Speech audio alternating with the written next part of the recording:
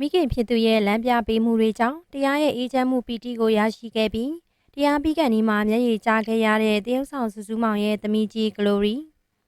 မင်္ဂလာပါပရိသတ်ကြီးရှင်တရုတ်ဆောင်စုစုမောင်ကတော့အနုပညာလောကမှာတရုတ်ဆောင်မင်းသမီးတယောက်အနေနဲ့ရပ်တည်ခဲ့တဲ့ဆိုပေမဲ့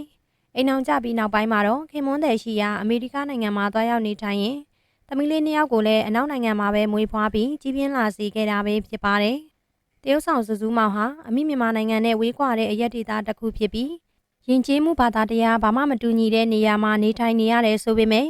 သမီးနှစ်ယောက်ကိုလိမ္မာရေးချရှိတဲ့သမီးလေးတွေဖြစ်အောင်ဘာသာရေးနဲ့ပတ်သက်ပြီးတော့လည်းအမြဲတမ်းတွင်တင်ဆုံးမလေးရှိသူတစ်ယောက်ဖြစ်ပါတယ်။စုစုမောင်ဟာသူမကိုယ်တိုင်လည်းတဲအင်းကူတရားစခန်းတွေမှာဝိပဿနာတရားကိုအစွမ်းကုန်စူးစမ်းအားထုတ်နိုင်သူတစ်ယောက်ဖြစ်ပြီးသမီးလေးနှစ်ယောက်ကိုလည်းအောင်လံဆရာတော်ဘုရားကြီးရဲ့လမ်းညွှန်မှုနဲ့ရသလောက်တရားထိုင်ကကုသိုလ်ယူစေခဲ့တာဖြစ်ပါတယ်။မကြာခဏတရားထိုင်နေပြီဖြစ်တဲ့စုစုမောင်ရဲ့သမီးကြီးကလိုဝီကအခုဆိုရင်တော့မိခင်နဲ့အတူကြာတရားထိုင်နိုင်သူတစ်ယောက်ဖြစ်လာပြီးအခုတစ်ခေါက်တရားစခန်းမှာဆိုရင်တော့2 နာရီကြာတရားထိုင်နိုင်ခဲ့တယ်လို့ဆိုလာခဲ့ပါတယ်။ဝိပဿနာတရားကိုရှုမှတ်ပွားများရင်2 နာရီအကြာတရားထိုင်ခဲ့အပြီးမှာတော့စုစုမောင်ရဲ့သမီးအကြီးလေးကလိုဝီကတရားဖြုတ်ခန့်ဒီမှာမျက်ရည်တွေဘူပေါက်ကျလာခဲ့တာကြောင့်စုစုမောင်ကတရားဖြုတ်ချိန်မှာဘလို့ခံစားရလဲလို့မေးကြည့်တဲ့အခါကလိုရီလေးကဟက်ပီဖြစ်တာပါလို့ပြန်ဖြေခဲ့တာပဲဖြစ်ပါတယ်။စုစုမောင်ကကလိုရီလေးရဲ့တရားပီတိမျက်ရည်အောင်လံဆရာတော်ဘုရားကြီးရဲ့လမ်းညွှန်မှုဖြင့်တိုက်ခွဲ30နှစ်သဲအင်းကူဝိပဿနာဌာနချုပ် USA မှာကျင်းပတဲ့ယောဂီတစ်လေးရဲ့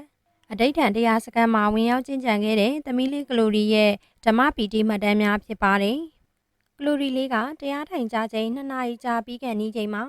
မျက်ရည်လေးတွေပါးပြစ်မှာစီးကျနေတာတွေ့လို့တရားဖြုတ်ပြီးတဲ့အချိန်သမီးလေးကိုဘာလို့မျက်ရည်ကျနေတာလဲလို့မေးကြည့်တော့သူ့ရဲ့စိတ်ထဲမှာ happy ဖြစ်နေလို့ဖြေပါတယ်။ပီတိကိုသူမမပြောတတ်ပေမဲ့တရားရဲ့ပီတိကိုသမီးလေးခံစားလိုက်ရတာပါ။တာဓုပါကလိုရီလေးရေဒီထက်မကစူးစမ်းအားထုတ်နိုင်ပြီးဒီဘဝမှာတရားထုတရားမြတ်ရပါစေလို့မမဆုတောင်းပေးပါတယ်ဟုဆိုကတရုတ်ဆောင်စုစုမောင်ကသမီးလေးကလိုရီရဲ့တရားကျင့်ကြံအားထုတ်နေတဲ့ပုံရိပ်လေးတွေနဲ့တကွပရိသတ်ကြီးကိုမျှဝေလာခဲ့တာပဲဖြစ်ပါတယ်။စုစုမောင်ရဲ့သမီးငယ်လေးဖြစ်တဲ့အဲလစ်ဆန်ကလည်းအမဖြစ်သူကလိုရီလိုအကြာကြီးတရားမထိုင်နိုင်သေးဘူးဆိုပေမဲ့ခဏတစ်ဖြုတ်ထိုင်လိုက်တရားစခန်းကဖက်နှက်လေးတွေသူ့နေရာတကျပြန်စီပေးတဲ့ကုသိုလ်ကိုယူလိုက်နေ